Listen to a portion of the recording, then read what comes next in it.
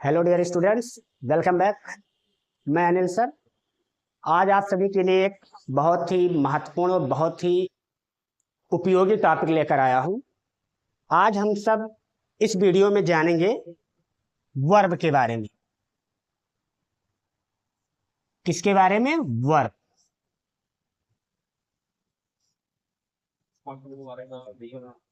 देखिए बच्चों, वर्ब ये किसको दर्शाता है? एक्शन को। यानी जो काम हम लोग करते हैं वही क्रिया होती है।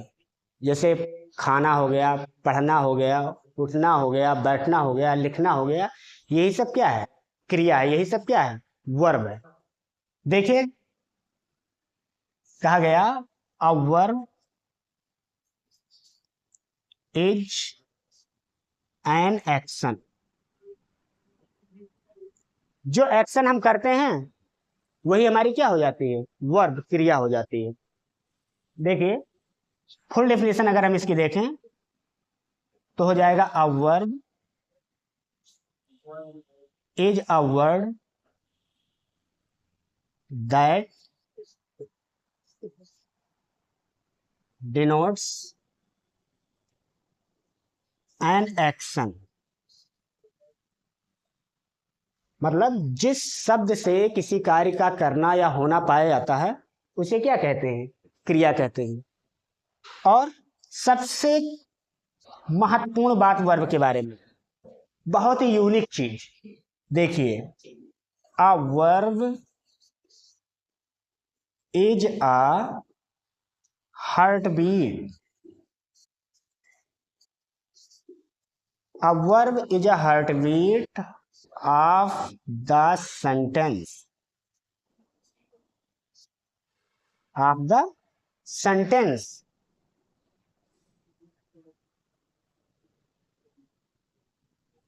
No verb, no sentence. इस लाइन में बच्चों पूरे वर्ब की पूरी क्वालिटी लिखी हुई है। ध्यान से देखिए, a verb is a heart beat of the sentence. जो वर्ब होता है वो किसी भी वाक्य की क्या होती है? धड़कन होती है। जैसे अगर हमारे शरीर में हमारी धड़कन रुक जाए तो हम लाश बन जाएंगे। जिंदा से क्या बन जाएंगे? तुरंत लाश। सेम उसी तरीके से अगर किसी भी शब्द के समूह में अगर वो वर्ब नहीं लिखा है तो वो शब्द का समूह कभी भी सेंटेंस नहीं कहलाएगा। सेंटेंस वो तभी कहलाएगा जब उस शब्दों के समूह में एक वर्ब क्या है? लिखी हुई हो। इसीलिए वर्ब को क्या कहा जाता है? ये हार्ट बीट है किसी भी सेंटेंस का। उसकी धड़कन होती है और बिना धड़कन के वो सेंटेंस सेंटेंस नहीं रह जाएगा। तो वो क्या बन जाएगा? कोई फ्रेज हो जाएगा, दो चार वर्ड लिखे हैं, उससे सेंटेंस की संज्ञा हम नहीं ले सकते। इसलिए किसी भी सेंटेंस में वर्ब का होना क्या है? बहुत जरूरी है। तो इसी वर्ब के आज हम काइंड्स पढ़ेंगे कि वर्ब को कितने भागों में बांटा गया है। ये चीज याद रखिएगा कि विदाउट वर्ब कोई भी सेंटेंस कभी भी पूरी तरह कंप्लीट अर्थ नहीं दे सकता है। ये हुआ। अब इसके बाद हम लोग बढ़ते हैं काइंड्स। क्या बढ़ते हैं? काइंड्स। देखिए बच्चों, जो मेन वर्ब होता है हमारा, मुख्य क्रिया। देखिए मेन वर्ब, मेन वर्ब। चलिए देखते हैं मेन वर्ब। देखिए बच्चों, जो मेन वर्ब होता है हमारा, जो मेन वर्ब होता है, मेन वर्ब को दो भागों में बांटा गया है। मेन वर्ब को कितने भागों में डिवाइड किया गया है? दो। कौन कौन? देखते हैं। पहला फाइनाइट, फाइनाइट वर्ब। और दूसरा नॉन फाइनाइट वर्ब। ये वर्ब को दो भागों में क्या किया गया है? डिवाइड किया गया है। अब हम यहां पर जानते हैं थोड़ा सा कि ये जो नॉन फाइनाइट या फाइनाइट वर्ब जो है ये आखिर होता क्या है। देखिए बच्चों, जो ये नॉन फाइनाइट वर्ब होती है ये अकॉर्डिंग टू सब्जेक्ट या अकॉर्डिंग टू टेंस ये चेंज होती रहती है। ये क्या होती रहती है, चेंज होती रहती है। तो ये हो गया हमारी बदलने वाली क्रिया, बदलने वाली क्रिया। और जो हमारा नॉन फाइनाइट वर्ब होता है, ये सब्जेक्ट या टेंस से इसका कोई मतलब ही नहीं है, ये ना बदलने वाली क्रिया होगी। तो ये हो गया ना बदलने वाली क्रिया, ना बदलने वाली क्रिया। देखिए, जो फाइनाइट वर्ब होता है, ये जब किसी भी सेंटेंस में यूज होता है तो ये या तो सब्जेक्ट के अनुसार या तो टेंस के अनुसार ये चेंज होती रहती है, यानी जैसा सब्जेक्ट जैसा टेंस उसके अनुसार लिखी जाएगी। लेकिन जो ये नॉन फाइनाइट वर्ब रहता है, इसका सब्जेक्ट या टेंस से कोई मतलब ही नहीं है, ये बदलती ही नहीं है, चाहे जिस सेंटेंस का वाक्य हो, चाहे जो सब्जेक्ट लिखा हो, इसका कोई प्रभाव इसके ऊपर नहीं पड़ेगा। किसी भी रूप में ये क्रिया हमारी चेंज नहीं होगी, और ये क्रिया क्या होगी, बदलती रहेगी। तो अगर क्रिया बदल रही है तो हो जाएगा फाइनाइट, और अगर नहीं बदल रही है तो उसे कहा जाएगा नॉन फाइनाइट। अब हम इसके लिए एक एग्जाम्पल लेते हैं, एक एग्जाम्पल में हम दोनों देखते हैं। जैसे सेंटेंस हमने लिखा यहाँ पे, देखिए क्या गया, ही लाइक्स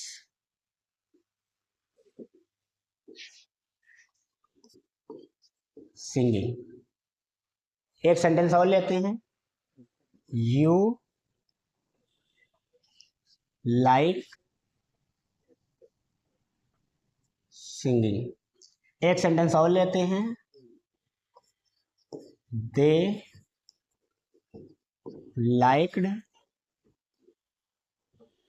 सिंगिंग। ध्यान से देखिए, 3 सेंटेंस हमने लिखा है।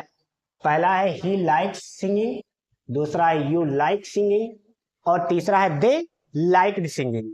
अब यहां पर ध्यान से गौर कीजिए, गौर इस बात को कीजिए कि जो पहला सेंटेंस है, इस वाले का सब्जेक्ट है ही, ये क्या है, सब्जेक्ट है। और जो दूसरा सेंटेंस है, इसका सब्जेक्ट है यू, और जो तीसरा सेंटेंस है, इसका सब्जेक्ट है दे, यानी ये तीनों इस सेंटेंस के क्या है, सब्जेक्ट, क्या है, सब्जेक्ट हो गए। अब इसके बाद देखिए, पहले जो वाले सेंटेंस का जो सब्जेक्ट है ही, ये सिंगुलर है। ये क्या है, एक पर्सनल प्रोनाउन है जो सिंगुलर होता है, ये क्या है, सिंगुलर है, ये सिंगुलर है। अगर यू को ले दूसरे सेंटेंस के सब्जेक्ट को, तो यू हमारा क्या होता है, प्लूरल, क्या है, प्लूरल। और अगर हम इन दोनों वाक्यों के टेंस का पता लगाएं, तो ये जो दोनों सेंटेंस हैं, ये प्रेजेंट इंडेफिनिट टेंस के हैं। किसका है, प्रेजेंट इंडेफिनिट टेंस के जो वाक्य हैं। अब यहां पर गौर से देखिए, वर्ब जो हमारा मेन वर्ब होता है, जो वर्ब है वो असल में होता है लाइक, क्या होता है, लाइक। लेकिन पहले वाले वाक्य को अगर देखें तो यहां पे लिखा क्या है, लाइक्स, क्या लिखा गया है, लाइक्स। और लाइक्स क्यों लिखा गया है, इसकी वजह से, ही की वजह से, क्योंकि ही सिंगुलर है, इसीलिए यहाँ पे एस क्या किया गया है, जोड़ा गया है। अब ये चीज आपको याद रखनी है, वैसे ही कि जितने भी वर्ब्स होते हैं अंग्रेजी के, ये प्लूरल होते हैं, उनको प्लूरल से सिंगुलर बनाने के लिए उसमें एस जोड़ा जाता है। क्योंकि जो सब्जेक्ट एंड वर्ब एग्रीमेंट होता है, तो सब्जेक्ट एंड वर्ब एग्रीमेंट कहता है कि अगर किसी वाक्य में सब्जेक्ट हमारा सिंगुलर है, तो उसके साथ आने वाला वर्ब भी क्या होना चाहिए, सिंगुलर होना चाहिए। और अगर सब्जेक्ट हमारा प्लूरल है, तो आने वाली क्रिया कैसी होनी चाहिए, प्लूरल होनी चाहिए। तो ये उसी के अनुसार है। लेकिन यहाँ पे गौर कीजिए, जब सब्जेक्ट ही था तभी तो यहाँ पे एस जोड़ा गया, यानी यहाँ पे लाइक लाइक्स क्यों बना, ही की वजह से बना। अर्थात ये जो क्रिया है लाइक, ये सब्जेक्ट के अनुसार बदल रही है। तो ये किस प्रकार की क्रिया होगी, फाइनाइट वर्ब, क्योंकि ये बदलने वाली क्रिया है। दूसरा सेंटेंस अगर ले देखिए यू, अब इसी सेंटेंस में यहाँ पे देखिए क्या लिखा गया है, लाइक तो यहाँ पे लाइक क्यों लगाया गया, जबकि दोनों सेंटेंस प्रेजेंट इंडेफिनिट टेंस के ही हैं।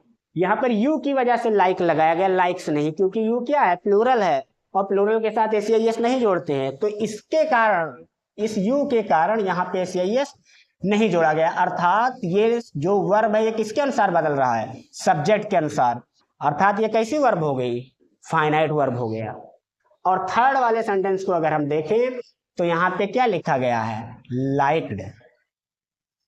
ये वर्ब का सेकेंड फॉर्म है, और वर्ब का सेकेंड फॉर्म हमें पता होना चाहिए कि सिर्फ और सिर्फ पास्ट इंडेफिनिट टेंस में ही यूज होता है। अर्थात कहने का मतलब ये हुआ कि जो थर्ड वाक्य का जो वर्ब है ये टेंस के अनुसार क्या हो रहा है, चेंज हो रहा है। तो ऐसी क्रिया जो सब्जेक्ट या टेंस के अनुसार क्या हो जाए, बदलती रहे, उसी को क्या कहा जाता है, फाइनाइट वर्ब, बदलने वाली क्रिया। तो ये जो वर्ब लिखे गए यहाँ पे, ये तीनों हमारा क्या हो गया, फाइनाइट वर्ब। ये हमारा तीनों क्या है, फाइनाइट वर्ब, क्योंकि ये या तो सब्जेक्ट के अनुसार या तो टेंस के अनुसार क्या हो रही है, चेंज हो रही है। अब हम आते हैं दूसरा नॉन फाइनाइट वर्ब पर।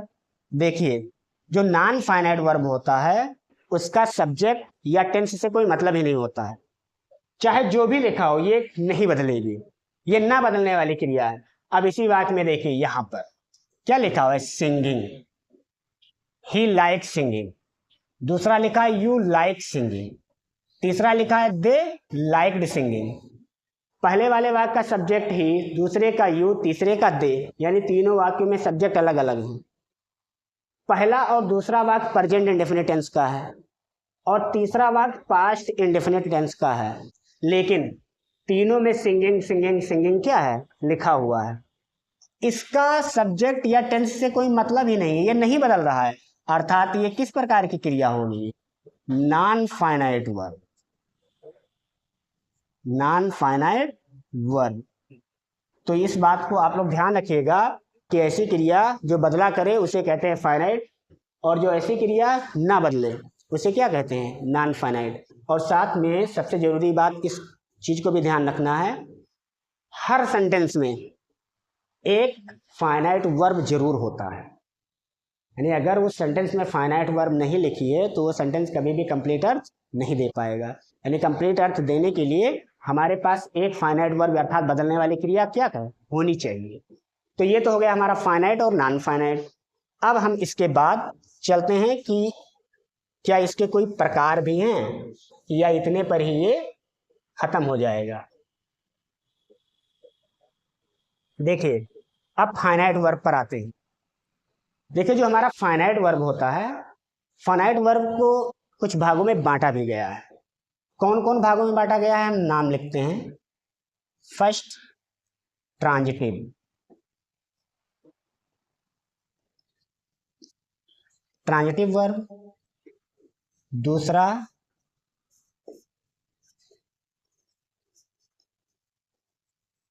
Intransitive verb.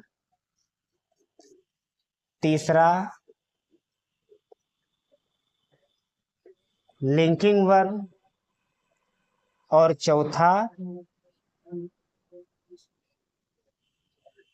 ऑक्सिलरी, या इसे सिंपल लैंग्वेज में हेल्पिंग वर्ब भी कहते हैं। फाइनाइट वर्ब को चार भागों में क्या किया गया है, डिवाइड किया गया है। पहला ट्रांजिटिव वर्ब, जिसको कहते हैं सकर्मक क्रिया, इसको क्या कहते हैं, सकर्मक क्रिया। दूसरा हो गया इंट्रांजिटिव वर्ब, इसको कहा जाता है आकर्मक क्रिया, आकर्मक क्रिया। तीसरा होता है लिंकिंग वर्ब, इसको कहा जाता है संयोजक क्रिया, संयोजक क्रिया। और चौथा और अंतिम है ऑक्सिलरी वर्ब, हेल्पिंग वर्ब, अर्थात सहायक क्रिया, सहायक क्रिया। ये सब क्या होते हैं, फाइनाइट वर्ब होते हैं। ये सब क्या होती है, बदलने वाली क्रिया। अब हम थोड़ा सा समझते हैं कि जो पहला ट्रांजिटिव वर्ब होता है ये आखिर होता क्या है। देखिए, नाम में ही इसका पूरा गुण छिपा हुआ है। अगर हम नाम को ही अच्छे से डिफाइन कर ले जाएं तो अपने आप जान जाएंगे कि ट्रांजिटिव वर्ब होता क्या है। देखिए यहां लिखते हैं, जैसे हमने लिया सकर्मक क्रिया, देखिए यहां पर क्या लिखा है, ट्रांजिटिव वर्ब यानी सा कर्मक क्रिया, ट्रांजिटिव वर्ब। देखिए ये जो सा कर्मक लिखा हुआ है, इसका अब हम लोग इसको तोड़ते हैं दो भाग में। तो दो भाग में अगर इसे तोड़ा जाए तो हमारे पास शब्द मिलेगा सा प्लस कर्म, यानी सा प्लस कर्म बराबर क्या, सकर्म। और इस बात का ध्यान रखिएगा कि सा मीन्स सात, सा मीन्स क्या हो गया, सात, और कर्म मीन्स कर्म, और हमें पता ही है कि कर्म को इंग्लिश में क्या कहते हैं, ऑब्जेक्ट। देखिए डिफिनेशन अपने आप बन चुका है। ऐसी क्रिया जिसके साथ क्या होता है, कर्म होता है, ऐसी क्रिया जिसके साथ ऑब्जेक्ट लिखी हो उसे क्या कहा जाता है, सकर्मक क्रिया। जैसे आ गया ही सिंग्स अ सॉन्ग। अब देखिए यहां पर सिंग के साथ आ सॉन्ग आया है, ये क्या है, ऑब्जेक्ट है, अर्थात ये सिंग हमारा किस प्रकार की क्रिया होगी, ट्रांजिटिव वर्ब, क्योंकि यहाँ पर सिंग के साथ किसका प्रयोग हुआ है, ऑब्जेक्ट का। तो ऐसी क्रिया जिसके साथ ऑब्जेक्ट का यूज हो उसे क्या कहते हैं, सकर्मक क्रिया। अब हम सेकंड नंबर का लेते हैं, इनट्रांजिटिव वर्ब। क्या नाम है इसका, आकर्मक। अब देखिए आकर्मक, तो हम इसका नाम लिखते हैं यहाँ पे आ कर्मक क्रिया। देखिए नाम में ही सारा गुण इसका छिपा हुआ है। इसको भी हम लोग दो भाग में क्या करते हैं, तोड़ते हैं। तो दो भाग में जब तोड़ेंगे तो हमारे पास आएगा आ प्लस कर्म बराबर क्या हो जाएगा, आकर्म। अब यहाँ पर एक चीज देखिए, थोड़ा हिंदी व्याकरण में चलते हैं। जैसे हिंदी व्याकरण में एक शब्द होता है ज्ञानी, क्या होता है, ज्ञानी। अगर इसके साथ हम लोग आ जोड़ दें तो हमारा एक नया शब्द बन जाएगा अज्ञानी। ज्ञानी माने क्या, पढ़ा लिखा जानकार, और अज्ञानी मीन्स क्या, जिसके अंदर जानकारी ना हो यानी ज्ञान ना हो। तो सेम वही चीज, आ मीन्स क्या हो जाएगा, नहीं, और कर्म मीन्स क्या हो जाएगा, कर्म, यानी ऐसा वर्ब जिसके साथ ऑब्जेक्ट यानी कर्म का प्रयोग ना हो उसे क्या कहेंगे, आकर्मक क्रिया। और सकर्म मतलब जिसके साथ कर्म हो उसे क्या कहेंगे, सकर्मक क्रिया। तो आकर्मक क्रिया वो क्रिया होती है जिसके साथ ऑब्जेक्ट का प्रयोग नहीं होता है, ये बिना ऑब्जेक्ट के ही अपना पूरा भाव स्पष्ट कर देता है। एग्जाम्पल लेते हैं इसके लिए, एग्जाम्पल लिया ही लाफ्स, वह हंसता है। देखिए पूरा भाव निकल रहा है, वह हंसता है बिना ऑब्जेक्ट के। तो ये कैसा वर्ब हो गया, इंट्रांजिटिव वर्ब।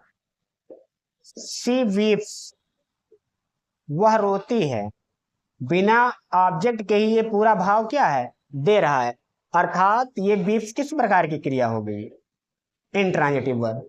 तो ट्रांजिटिव वर्ब ऐसा होता है जिसके साथ सब्जेक्ट हो, और इंट्रांजिटिव वर्ब क्या होता है जिसके साथ, सॉरी, ट्रांजिटिव वर्ब ऐसी क्रिया होती है जिसके साथ ऑब्जेक्ट हो, इंट्रांजिटिव वर्ब ऐसा वर्ब होता है जिसके साथ ऑब्जेक्ट ना हो।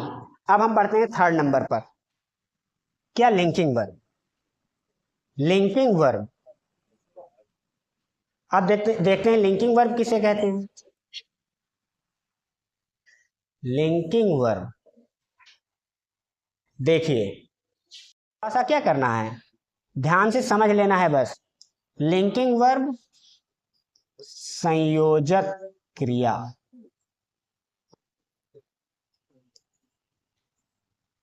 संयोजक, संयोजक मतलब संयोजन, संयोजन मतलब क्या, जोड़ना, ऐड करना। ये जो लिंकिंग वर्ब होता है ये दो चीजों को आपस में क्या करता है, लिंक करता है। लिंक करने का मतलब क्या हुआ, जोड़ता है।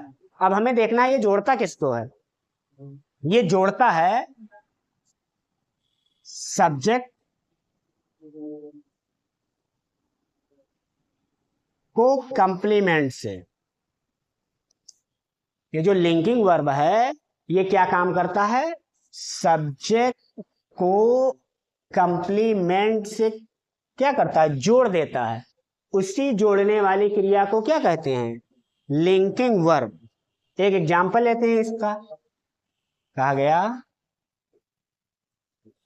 Ram was a king, Ram एक राजा थे।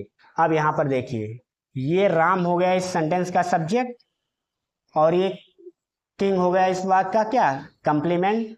और इस सब्जेक्ट को इस कंप्लीमेंट से जोड़ने का काम कौन कर रहा है, वाज। तो ये दोनों को जो जोड़ने वाली क्रिया है ये वाज, यही क्या है, लिंकिंग वर्ब है, क्योंकि ये सब्जेक्ट को कंप्लीमेंट से क्या कर रही है, जोड़ रही है। अब यहाँ पर एक चीज ध्यान रखिएगा, कंप्लीमेंट मीन्स होता है पूरक। पूरक, अब इसके नाम में इसकी क्वालिटी छिपी है, पूरक। पूरक मीन्स क्या, पूरा करने वाला, पूरा करने वाला। यानी ये शब्द ऐसा है जो वाक्य के अर्थ को क्या करता है, पूरा करता है। जैसे अगर हम इस सेंटेंस से अगर किंग को हटा दें, मान लो इसको यहां से गायब कर दें, तो हमारे पास सेंटेंस बचेगा राम वाज, राम थे, तो इनकम्प्लीट अर्थ दे रहा है। राम क्या थे कुछ पता नहीं चल रहा है, लेकिन जैसे ही किंग लिखा गया कंप्लीट हो गया इसका अर्थ, तो इसीलिए ये क्या हो गया, कंप्लीमेंट। तो जब सब्जेक्ट को कंप्लीमेंट से कोई क्रिया जोड़े तो उसे क्या कहा जाता है, लिंकिंग वर्ब। और एक चीज हो ये भी ध्यान रखिएगा, जब इज, एम, आर, वाज, वर या हैज, हैव, हैड, ये जब क्रियाएं होती हैं, जब मेन वर्ब का काम करती हैं तभी उसे लिंकिंग वर्ब कहा जाता है। इस सेंटेंस में ये मेन वर्ब का काम कर रहा है, ये मुख्य क्रिया का क्या कर रहा है, काम कर रहा है, इसलिए क्या है, लिंकिंग वर्ब है। अब आते हैं, हम बढ़ते हैं चौथे नंबर पर आते हैं, क्या, ऑक्सिलरी वर्ब या हेल्पिंग वर्ब। इसको लेते हैं। नाम से ही पता चल गया, इसका नाम ये क्या, सहायक क्रिया। नाम से ही पता चल गया क्या, सहायक क्रिया। तो ये क्या करती है, ये सहायता करती है। सहायक क्रिया क्या करती है, सहायता करती है। किसकी सहायता करती है, ये देखते हैं। तो जो ये हेल्पिंग वर्ब होता है, ये टेंस बनाने में, टेंस बनाने में ये मेन वर्ब की सहायता करती है। मेन वर्ब की क्या करती है, सहायता करती है। इसीलिए इसे क्या कहा जाता है, सहायक क्रिया, हेल्पिंग वर्ब। कैसे, देखते हैं एक उदाहरण के माध्यम से। इसे लिखा मैंने, he is singing a song. एक सेंटेंस और ले लेते हैं,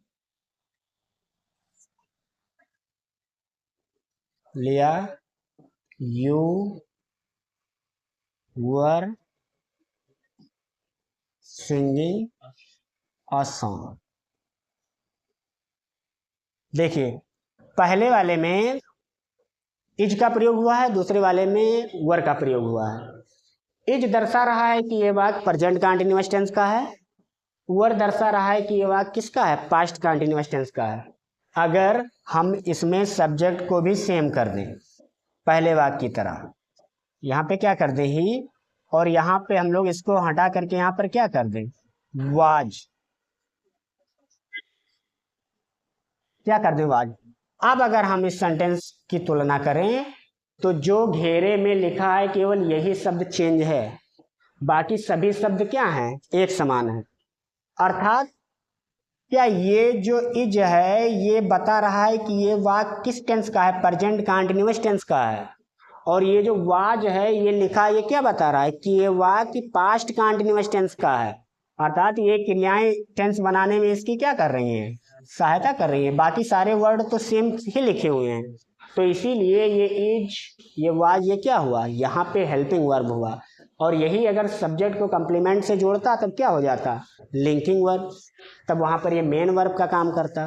तो जब कोई क्रिया टेंस बनाने में मेन वर्ब की क्या करती है, सहायता करती है, तब उसे कहते हैं कि वो क्रिया कैसी है, हेल्पिंग वर्ब है, यानी ऑक्सिलरी वर्ब है। ये हो गया हमारा सब क्या, फाइनाइट वर्ब। अब हम सब बढ़ते हैं नॉन फाइनाइट वर्ब, कि नॉन फाइनाइट वर्ब क्या होता है ये तो हमें पता ही चल गया कि ऐसी क्रिया जो ना बदलने वाली हो, मतलब सब्जेक्ट टेंस का इससे कोई मतलब ही नहीं होता है। अब हम देखते हैं कि ये कितने प्रकार की होती है। नॉन फाइनाइट वर्ब को भी कुछ भागों में बांटा गया है। इसमें हमारा फर्स्ट हो जाएगा पार्टिसिपल। क्या हो जाएगा बच्चों? पार्टिसिपल।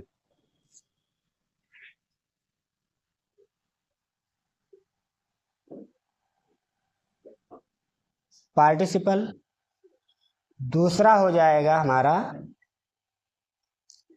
इन्फिनिटिव। तीसरा हो जाएगा हमारा जीरंड।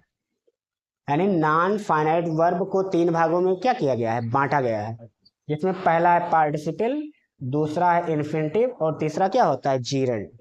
यहाँ पर एक बात का ध्यान रखिएगा, जो ये पार्टिसिपल होता है, पार्टिसिपल को भी तीन भागों में डिवाइड किया गया है। कौन कौन? पहला होता है प्रेजेंट पार्टिसिपल,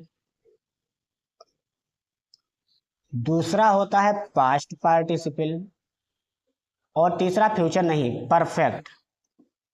परफेक्ट पार्टिसिपल। ये बांटा गया है।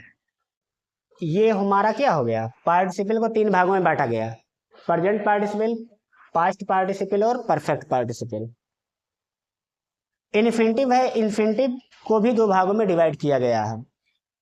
कौन कौन? पहला है इन्फिनिटिव,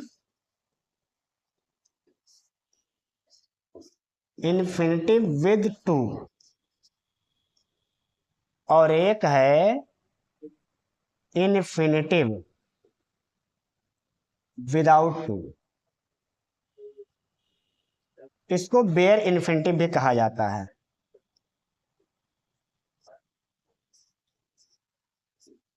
ये जीरंड जीरंड ही है, इसका कोई काइंड नहीं है। तो ये हमारी क्या हो गई? Non finite verb. अब हम थोड़ा सा जानते हैं कि जो प्रेजेंट पार्टिसिपल है ये क्या होता है। देखिए, जो प्रेजेंट पार्टिसिपल होता है ये वर्ब के फर्स्ट फॉर्म में आईएनजी लगाने से बनता है। यानी वर्ब में आईएनजी जोड़ दो, बस क्या बन जाता है? Present participle. जो पास्ट पार्टिसिपल है, पास्ट पार्टिसिपल का मतलब होता है वर्ब का थर्ड फॉर्म। अगर वर्ब का थर्ड फॉर्म लिख दें तो ये क्या बन जाता है? Past participle. और हैविंग लगा करके अगर हम लोग वर्ब का थर्ड फॉर्म लिख दें तो ये क्या बन जाता है? हमारा परफेक्ट पार्टिसिपल। और ये चीज एक हमें ध्यान रखना है कि ये सभी क्रियाएं तीनों एज अ एडजेक्टिव या एडवर्ब की तरह कार्य करती है। इसकी तरह कार्य करती है, एज अ एडजेक्टिव। यानी होता वर्ब है लेकिन काम कैसा करने लगता है? एडजेक्टिव की तरह काम करने लगता है। अब उदाहरण के माध्यम से इसे समझते हैं। कैसे? एग्जाम्पल लेते हैं। प्रेजेंट पार्टिसिपल के लिए पहला एग्जाम्पल लिया मैंने कि सीइंग।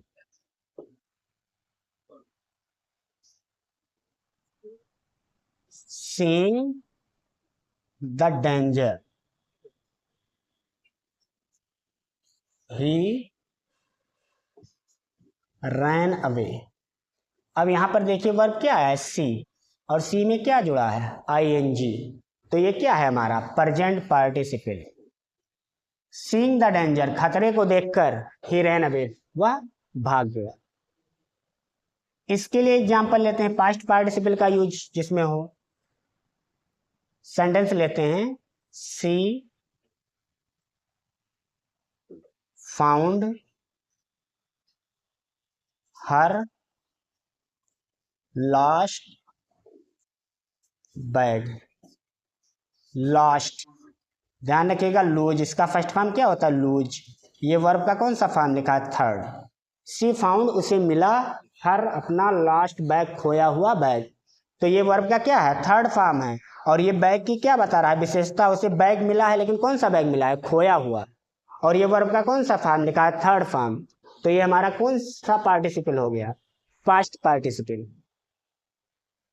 परफेक्ट पार्टिसिपल का एक एग्जाम्पल लेते हैं। परफेक्ट पार्टिसिपल का एग्जाम्पल लेते हैं, जैसे कहा गया having taken his food he went to school. अब यहां पर देखिए, हैविंग के साथ वर्ब का कौन सा फॉर्म नोट लिखा गया है? Third form. और हैविंग के साथ अगर वर्ब का थर्ड फॉर्म लिख दें तो ये क्या हो जाता है हमारा? Perfect participle. Having taken his food, अपना खाना खाकर, ही वेंट टू स्कूल, वह विद्यालय चला गया। तो जो पार्टिसिपल होते हैं ये कितने प्रकार के होते हैं? 3। प्रेजेंट पार्टिसिपल, ये वर्ब के फर्स्ट फॉर्म में आईएनजी जोड़ने से बनता है। पास्ट पार्टिसिपल, ये वर्ब का थर्ड फॉर्म होता है। परफेक्ट पार्टिसिपल, ये हैविंग के साथ वर्ब का थर्ड फॉर्म लिखने से बनता है। और ये सभी क्रियाएं एडजेक्टिव या एडवर्ब की तरह सेंटेंस में क्या करती हैं? कार्य करती हैं। अब हम लोग आते हैं इन्फिनिटिव। इन्फिनिटिव कि इन्फिनिटिव क्या होता है? देखिए, इन्फिनिटिव जो होता है ये वर्ब का अगर फर्स्ट फॉर्म लिखा हो और उसके पहले हम लोग क्या लगा दें? टू, तो तुरंत क्या बन जाता है? वो इन्फिनिटिव। यानी इन्फिनिटिव वर्ब के फर्स्ट फॉर्म के पहले क्या लगाने से बनता है? टू। और ये सेंटेंस में किसकी तरह काम करता है? नाउन की तरह काम करता है। तो इसे क्या कहा जाता है? इन्फिनिटिव। जैसे मतलब इसके लास्ट में नानी ने जुड़ा होगा, ना नी ने, ये इसकी क्या होती है? पहचान होती है। सेंटेंस लेते हैं हम इसके लिए। अब ये चीज ध्यान रखिएगा, जब ये नाउन का काम करेगा तो ये किसी वाक्य का सब्जेक्ट या किसी वाक्य का ऑब्जेक्ट भी बन सकता है। क्योंकि किसी वाक्य का सब्जेक्ट या किसी वाक्य का ऑब्जेक्ट या तो नाउन होता है या क्या होता है? प्रोनाउन होता है। तो जब ये नाउन का काम कर रहा है तो ये सब्जेक्ट के रूप में भी यूज हो सकता है। कैसे? देखो, ये सेंटेंस कहा गया to walk is good for health. टहलना स्वास्थ्य के लिए क्या होता है? अच्छा, अब ये देखो, वॉक, वॉक मीन्स क्या होता है? टहलना। वॉक के पहले क्या लगा दिया गया है? टू। ये क्या बन गया? इन्फिनिटिव। और ये इस वाक्य का क्या है? सब्जेक्ट भी है। तो यहाँ पर जो वाक्य का सब्जेक्ट है वो क्या है? इन्फिनिटिव है। जो वाक्य में किसका काम कर रहा है? सब्जेक्ट की तरह काम कर रहा है। तो जो इन्फिनिटिव होता है ये वर्ब के फर्स्ट फॉर्म के पहले टू लगाने से बनता है और ये वाक्य में नाउन की तरह कार्य करता है। इसके बाद हम लोग आते हैं जीरेंड पर। देखिए, जीरेंड, जीरेंड का मतलब भी आईएनजी ही होता है। यानी वर्ब के फर्स्ट फॉर्म में आईएनजी जोड़ने से जीरेंड भी हमारा बन जाता है। जैसे वर्ब के फर्स्ट फॉर्म में आईएनजी जोड़ने से पार्टिसिपल बन जाता है, वैसे ही वर्ब के फर्स्ट फॉर्म में आईएनजी लगाने से क्या बन जाता है? जीरेंड। बस दोनों में डिफरेंस इतना है कि अगर वो एडजेक्टिव की तरह काम करे तब वो पार्टिसिपल कहलाएगा, और अगर वो नाउन की तरह काम करने लगे तो क्या कहलाएगा? जीरेंड कहलाएगा। क्या कहलाएगा? जीरेंड। अर्थात ये किसी वाक्य का सब्जेक्ट या किसी वाक्य का ऑब्जेक्ट हो सकता है। एग्जाम्पल लें इसके लिए। देखिए, इसी को हम जीरेंड बना दे रहे हैं। तो लिखा गया walking is good for health. अब देखिए, ये वर्ब में क्या जुड़ा है? आईएनजी। और इसके लास्ट में क्या जुड़ा रहता है? ना नी ने। ना नी ने, बस ये क्या हो गया? जीरण। यानी टहलना। इसका भी अर्थ दोनों का सेम, क्योंकि दोनों किसका काम करता है? नाउन का। इन्फिनिटिव भी नाउन का, जीरण भी नाउन का। तो इसका भी अर्थ नानी ने, तो इसका भी अर्थ क्या? नानी ने। To walk is good for health, यानी टहलना स्वास्थ्य के लिए क्या होता है? अच्छा होता है। और walking is good for health, टहलना स्वास्थ्य के लिए क्या होता है? अच्छा होता है। तो जीरण नाउन की तरह काम करता है। ये भी वर्ब के फर्स्ट फॉर्म में क्या लगाने से बनता है? आईएनजी। ये थी हमारी क्रिया। ये हमारा क्या था? वर्ब। और मेन वर्ब के पार्ट्स। इस तरीके से क्रिया को हम लोग क्या करते हैं, डिवाइड करते हैं। और आशा करते हैं कि आपको ये भली भांत समझ में आया होगा। इसके बाद इसका अगला पार्ट लेकर आएंगे बहुत ही जल्द। तब तक के लिए थैंक्स।